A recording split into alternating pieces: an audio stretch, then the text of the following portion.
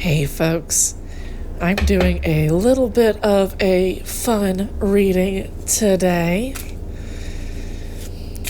So I've already done one video on the sequel to Breath of the Wild, and back when I did that, we didn't know what the title was going to be. We do now. So I am doing a reading on what the general overall plot of Tears of the Kingdom will be. And we'll take a look at some other questions on top of that, okay? If you hear me like turning around somewhere, it's because I'm looking at my notes. I have 5 questions that I want to ask my cards, okay? So I want you to, and we'll all take what these cards say with a grain of salt, right? Because I could be wrong, especially because I don't know anything about what's going on behind the scenes. I don't know anyone who works at Nintendo or anybody who publishes with Nintendo. We are just having fun with patterns on cards, and that's what I mean by taking things with a grain of salt, okay? On the other hand, I could be revealing spoilers, and if you don't want to hear about even the possibility of spoilers, if you want to keep a completely fresh, clean slate mind, this is probably not the video for you, okay? But for context, I've already done one video on what I suspect they're going to do in Tears of the Kingdom before this, and it might help to watch that previous video that I did, and I'll put up a thumbnail on the screen. You might like to watch that video that I did previously, because there will be some parts of that video that what I discussed in that video that will come into the reading that I'm doing today, okay? So with that in mind, let's do 2 more shuffles, and I've already done a little bit of pre-shuffling because I wanted to be thorough. Okay, what is the general overall plot line? Let's do a Celtic cross, okay?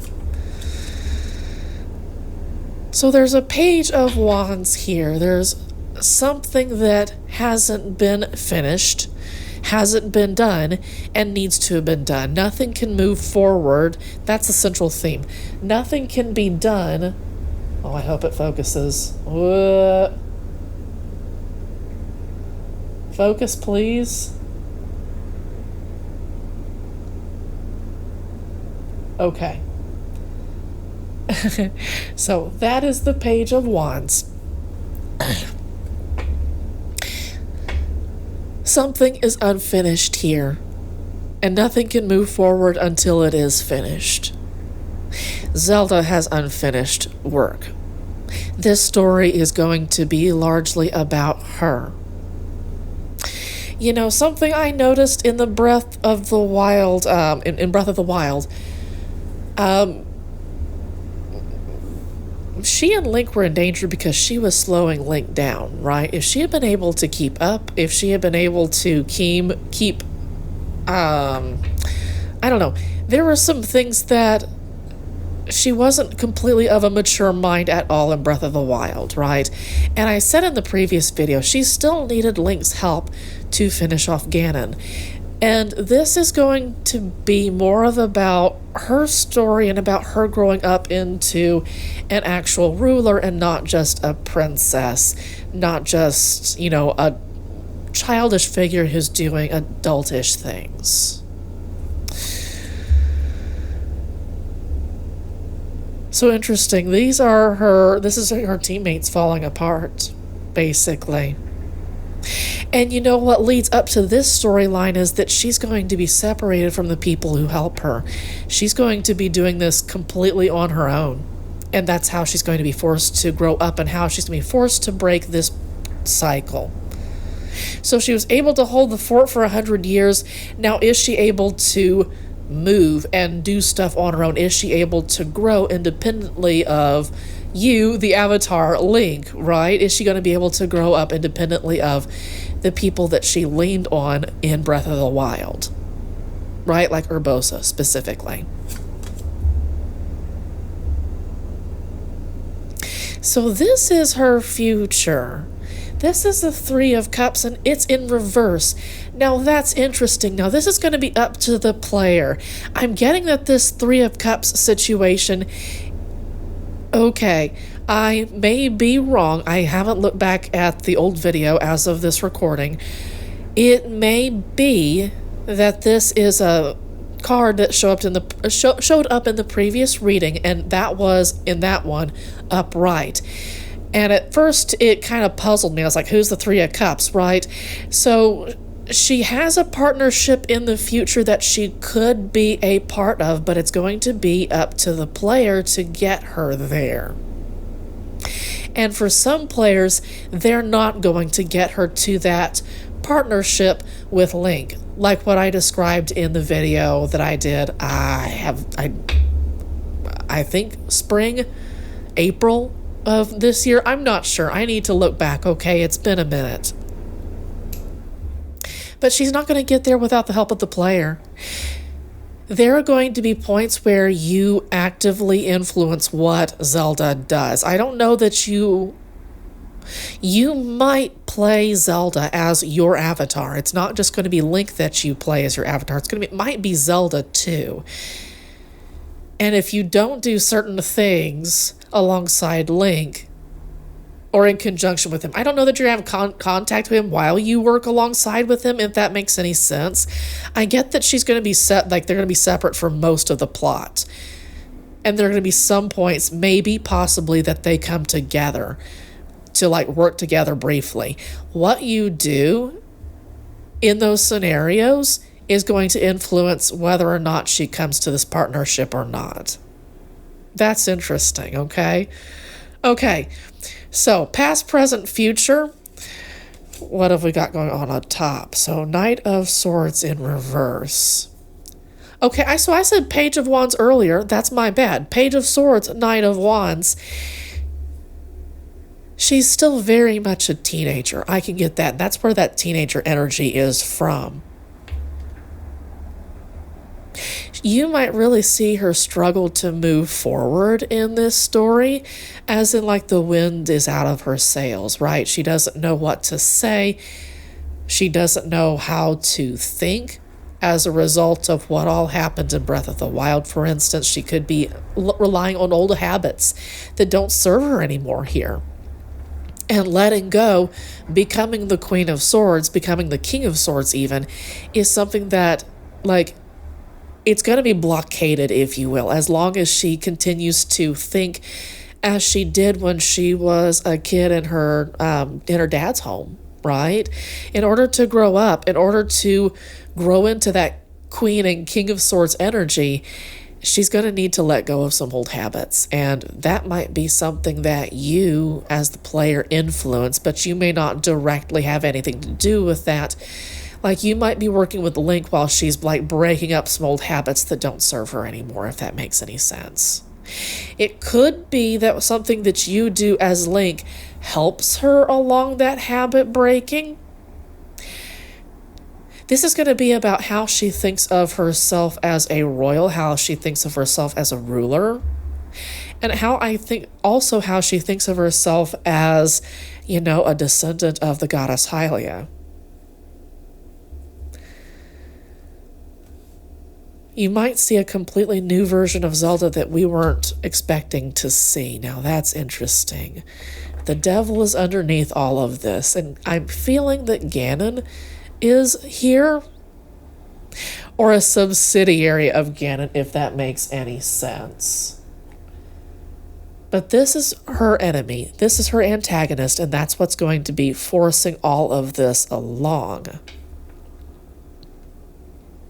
I think it's interesting that the plot is centered not generally on moving through, saving these people, saving that town, for instance. It's mostly centered on, this particular, on Zelda. And I really thought it was interesting how much they centered Breath of the Wild on Zelda's experiences. I wasn't expecting that. I didn't play Skyward Sword. But I was just surprised to see how much they humanized Zelda. I don't think that they've ever done all that before. Also sexualized. I didn't I've never seen them, and again, I didn't play Skyward Sword. I've never seen them sexualize Zelda, the tiny, tiny bit that they did in Breath of the Wild, right? So I'm wondering if that isn't going to show up in Tears of the Kingdom. Like, again, a little bit of very, very, very, very light sexual implications, right? Almost not there, barely there kind of implications, okay? When it comes to Link, if you do some special things, right? Like, Link and Zelda need to have had like a tight relationship up to a certain point if you're going to see that kind of stuff, I'm suspecting, right? It's going to be hidden behind, you know, an activity paywall, if you will, right? So that's the cross. Yeah, let's get into the rod. I was asking Spirit if we should have more information on Ganon or his subsidiaries, but maybe we'll get into that a little bit later. So yeah, this is about conflict, but this is an interesting card. I hope it doesn't go out of focus again. This is an interesting card because it's not just about conflict, it's about spiritual conflict. It's about getting this person in the middle to a new level completely. And these are their trial partners, if that makes any sense. They are here to set up a challenge, but it's not because they're fighting per se, it's because they are helping this person level up. And so that's the advice card going on specifically for Zelda. I hope it focuses all right. Yes, it does. Good stuff. But that's like, you might see Zelda get beat up. You get like in like a figurative sense, right? I don't know that you're gonna have any like people beat her up, but you are going to see her situations beat her up, so to speak. You are going to see a whole lot of challenges come her way, and it will definitely do more to humanize her. It will definitely do more to make her far more relatable than she has been in other installments of the Zelda franchise. So this is going to make her a better person. So her external circumstances is all her work is going to be completely uprooted. So I suspect that she's going to be continuing to try things the way that she's accustomed to doing. But it's 100 years in the future. She's a different person, or her whole world is a different person. Hyrule is a different person. And whatever work she does as either the page, as the child, or as the teenager of the Sword Suite, that's going to be like just immaturity, trying to do things the same thing over and over. You could call that the definition of insanity, if you will, but her situation is going to uproot her work each and every time she tries to do some things. It's going to be frustrating for her. She's going to feel like she's trying to do the right thing, but it all kinds of just blows up in her face, right? And so that's that conflict that's going on, is the goddess Hylia, or the universe in this game, is asking her to be someone different, to do things, to think differently about herself, about her situation, and think differently when it comes to what she is going to do next. It's definitely going to link into her wand energy, which is about that fiery stuff. I've already seen that in that previous reading, in that previous video. She was already some of that Queen of Swords energy, but I also saw that she's supposed to level up into that Empress energy.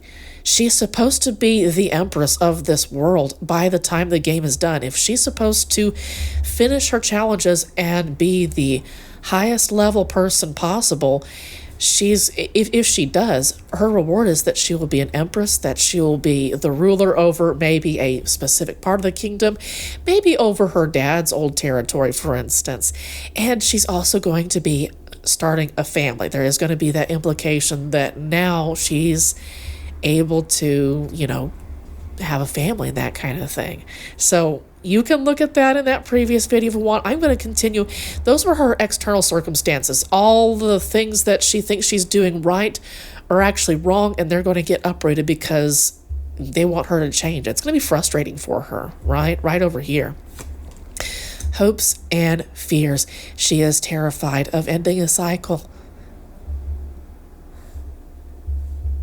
We'll look at that a little bit later, but she's like, it needs to end, right? Completely no looking back, And this might be like, there might be a really emotional point in the game. I'm feeling around the halfway point, maybe like 50 to 75%, maybe 65% of the way through the game. There's going to be a point where Zelda just kind of breaks down and she can't go forward in this energy anymore. She can't go forward in this energy anymore. And she's finally going to give in to the challenge and accept it, learn the lesson, move forward. And that's going to be a big fear that she's going to fight against. She might lash out at the people around her. She might lash out at you, the avatar, Link, when things get into high pressure situations again. We'll do a little bit more of a reading on that because that's a major arcana card. That's going to be a big deal. And here's another major arcana card. So this is going to be an omnipresent thing, but this is going to be a major turning point in the plot, I'm feeling. Everything comes crashing down.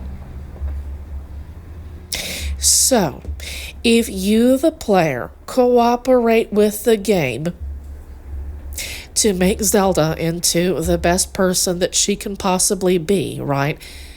On a personal level, as a ruler, all that kind of good stuff, it's going to lead to a moment where everything changes for this Zelda in the Breath of the Wild Tears of the Kingdom universe, right? She's going to be a completely new, different person who's far more relatable, far more fun. I'm getting that people are going to really like her. They've tried to make her like super enjoyable to be around by the time the story is done. She started out Breath of the Wild kind of like when she's under pressure, she doesn't behave well towards people who mean well towards her, you know? And by the time this is done, at the very least, she's going to be still a cool person to be around even under pressure. That's going to be part of this. But she's gonna be just like a neat person, she's gonna be a good ruler. She's gonna be a good parent one day when she does become a parent. You're not gonna see that in the game. I got a feeling like in the previous video, you're not gonna see her pregnant or having a kid or anything like that in the game. You might see her in a wedding. And that would be groundbreaking for the game because we've never seen her married off before. And again, I've never played Skyward Sword, but I'm getting Spirit shaking her head. No, there wasn't a wedding in that one. So this might be a new thing here.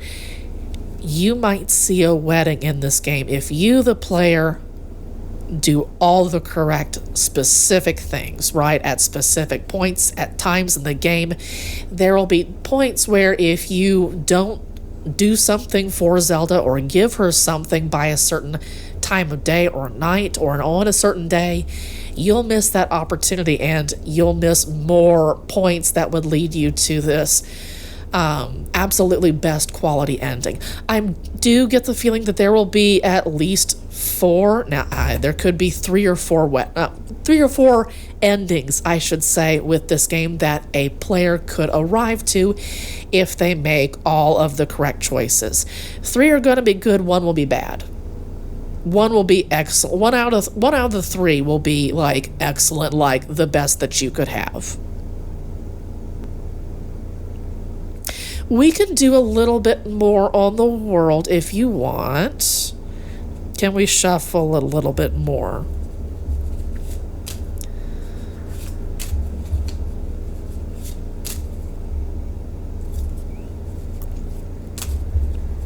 Okay, we're taking from the bottom. Oh, look at that. Y'all, do you see that?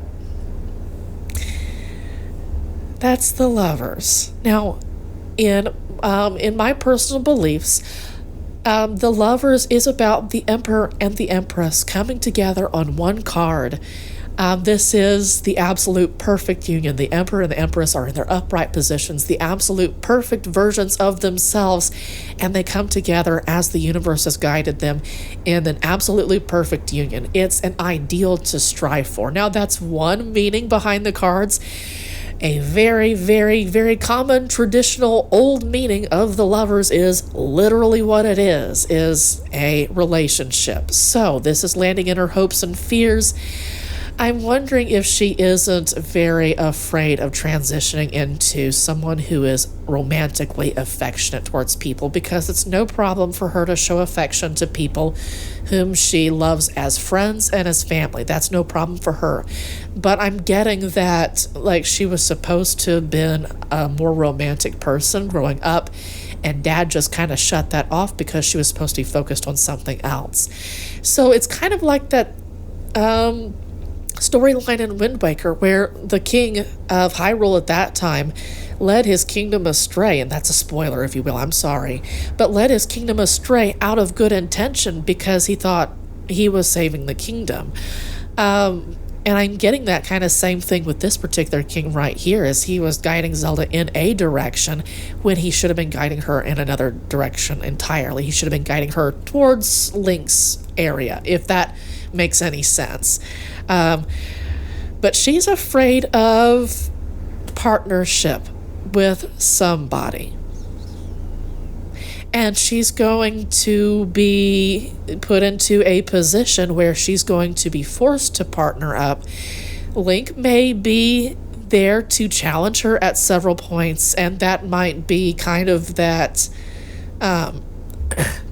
that might fall into that boy meets girl romantic plot line kind of love-hate at the first kind of relationship. And again, it's going to depend on the player at the end of the day.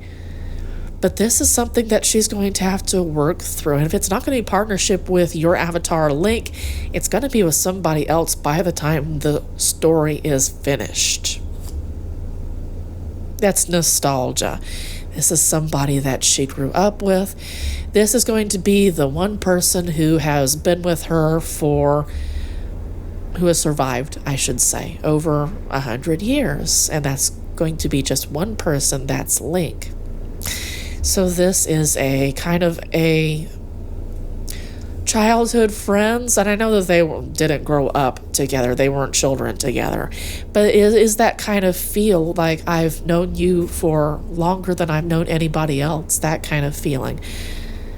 So she's not going to be able to get away from that feeling. There's going to be nobody else that's right for her. So if you, the player, don't act, she's going to end up with somebody that's not right for her. But if you do, she is going to end up with Link, okay? That's going to be if that's what you want, right? Maybe you don't want that for Zelda. Maybe you don't like her that much. Maybe you'll like her more by the time the story is done, and you'll feel more kindly towards her. That's starting something new. That's starting a new relationship. So that's interesting. We have her Page of Swords in the reverse, but if she corrects all of this, she'll have her Page of Pentacles, and that is starting a new relationship. That's starting a new project, for instance. Maybe she's building a new part of her kingdom where she's going to have her family and that kind of thing, where she's going to start the new Hyrule, like the new castle town, if you will. So that's enough for the general plot, y'all. Let us get a little bit more into my other questions. So I wanted to know more about who the antagonist was, and Spirit's saying that it is some old vestiges of Ganon, right? And we don't need to do a reading for that one, apparently. So that's good stuff. So it's like Ganon has retreated to a lower point, but there's still some cleansing at the very, very most basic level. And that might be part of that tower moment too, where like Ganon, for that particular Legend of Zelda universe, that particular world is going to never see Ganon again, right? It's almost like the goddess Hylia comes down into Zelda's human form. Is she a human? Into her Hylian form, and like cleans house permanently and forever. Like Calamity Ganon is never going to come back. Right. You might have other installments of the Zelda franchise where Ganon will come back, but never in that universe, and you're going to feel that with surety. And that might be Zelda's Empress moment, actually. Okay, so some other questions I had were about subplots. So let's take a look at, there might be some important subplots that some people are really, really excited about. So I want to do just like really, really short 3 sets of 3 card spreads.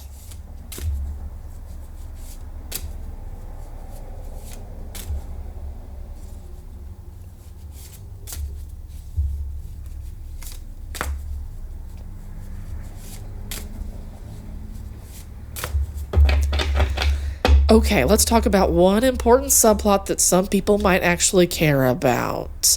Knight of Pentacles in reverse. Deposed royalty. It's Zelda. Zelda's back again. And I should say that the Knight of Pentacles is the smaller, sweet version of the Empress, right?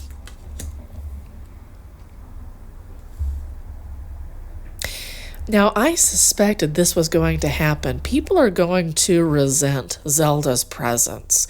They're going to say, why do we need you? We don't want you back. We've been able to do just fine. Generations have lived without any Hylian royalty. Why would we want you? It's because of you, Calamity. Ganon got loose. People are going to blame her. People are going to dislike her. I suspect that's going to be part of that conflict. She's going to have nobody to turn to but Link. He's going to be her only friend out of anyone. She's going to notice that all the friends that she had in her in pre-Calamity Ganon lifetime have all passed away, right? Yeah. It's going to throw her into that moment where she has to give in and say, I've had enough, basically. That comes back down to that tower moment. There's they're doing a lot of new stuff with Tears of the Kingdom, I'm feeling, with that tower moment. But you are going to see her have a breakdown. So we can talk about a subplot that Link has.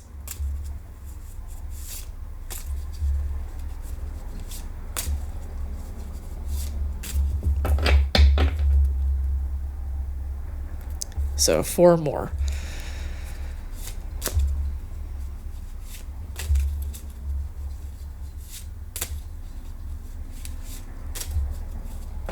So we're taking from the top. I think it's interesting how their cards are arriving in reverse. It's like, this is so screwed up. It's so screwed up. You, the player, are the only one who can correct it. They've always, Nintendo's always done a good job of making the player feel welcomed, in the Zelda games. Like, we're so happy to see you here. Like, everything was awful before Link showed up. Oh, fantastic, right? So, this is a journey underground. A stop and go. This is a stop and go kind of journey. Many, many obstacles, obviously. You're going to have to figure out how you're going to have to get around those obstacles, as they've always done. They give you many, many different ways to go, to solve puzzles, do things, solve obstacles, that kind of thing. And that's what's also being encapsulated here with the chariot.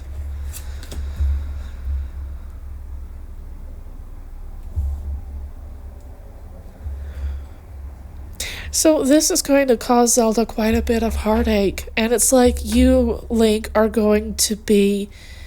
What's going to move your relationship forward with Zelda in-game is reminding her of how she has all the resources, she has all the help that she needs in you, the avatar player, because that's how the goddess Hylia, how the universe in-game has designed their relationship.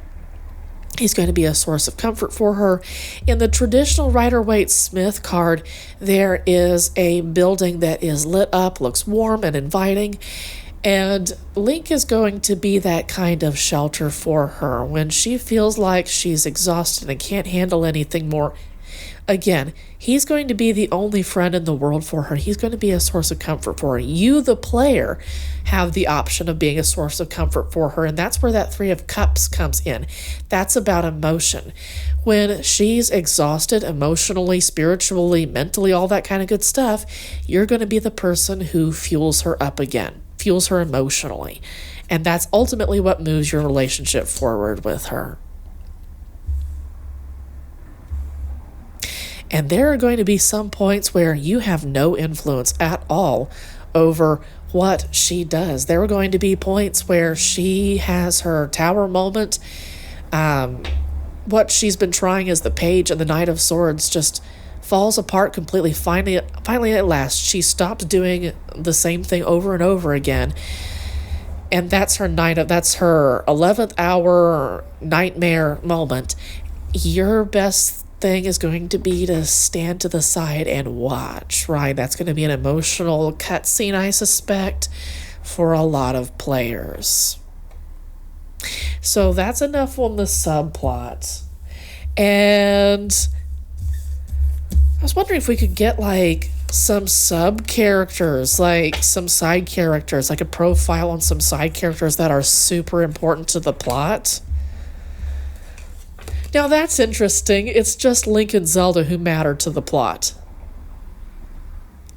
It's like all the other side characters like cycle in very, very briefly and then they cycle back out. The two primary consistent characters from beginning to end are Link and Zelda. And their plot lines are intertwined, basically. So their Tears of the Kingdom experience is going to be navigating all the hatred and anger that's going to be coming towards Zelda, but people are going to be continuing to favor Link, right? Somewhat, to some degree, but he's going to be associated with her, so he's also going to have some of that hatred fall on him too. I'm getting the Justice card, so it's going to feel like they're getting quite a bit of karmic retribution in their universe. But it's actually not a punishment at all. It's meant to level Zelda up and Link too. Like in that first video that I did a while back, I saw that Link was going to be could be transformed by the player from a Knight of Wands into a King of Wands. Like literally that kind of an upgrade. He's not a member of her household in that way anymore. He's a member of her family. There is that potential. They're going to make the player work for it, though. Now, this is interesting. I'm getting the Anjou Cafe plotline from Majora's Mask. That's one of my favorite storylines in that particular game. It's so pretty. So you're going to get that kind of... By the time it's rounding out and finishing up, you're going to get that kind of affectionate kind of feel that you got between Anjou and Cafe. If you, the player, choose, okay? So, the reading ends here. We might do more Zelda videos. This is just a lot of fun for me. I've loved Zelda since I was a kid, since I was an 11-year-old, so this was just a lot of fun. It's fun to explore spoilers and that kind of thing, possible spoilers. Like I said earlier, take everything with a grain of salt, okay? Some of this could be total lies, and some of it could be true and real spoilers, and in that case, buyer beware, okay? Y'all have a good day.